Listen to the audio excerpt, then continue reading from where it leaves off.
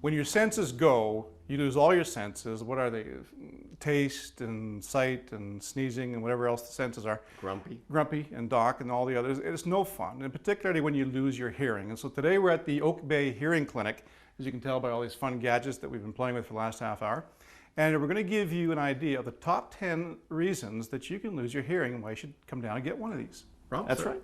Number one, you should expose yourself. Noise exposure is the number one reason people lose their hearing. And you know, the louder the better. In fact, if you sit in front of the speakers, like I know you have at the AC/DC concert, it takes just 7.5 minutes before you have permanent hearing loss. Also, the length of exposure is important. So it doesn't have to be that loud, but a long-term exposure. For instance, if you're married and you have a spouse that nags a lot, pretty soon you'll stop listening. Or another doctor. Exactly. It could be the genes you're wearing. If you, 3 out of every 1,000 kids are born with a hearing deficit, and 37% of kids who have hearing deficit will fail at least one grade in school. So you're here fine. What was your excuse, Ron? Huh? Another one would be take drugs now, including the legal ones that you get from the doctor, whether they be anti-inflammatories or sometimes chemotherapy medications.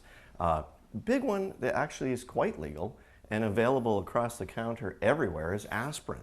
The number one reason a drug would cause hearing loss. And now, not only will it get rid of your headache, again, it might get rid of your hearing as well.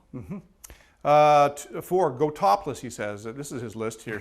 Studies have shown that driving a convertible with the top down exposes the ears to a noise decibel averaging 90 decibels. That's true. That's pretty wild. Since permanent hearing loss starts about 85 decibels, if you had constant exposure at 85 decibels, then obviously you can yell at these people in the sports cars all you want, and they are not paying attention to you. It's because they can't hear you. That's right.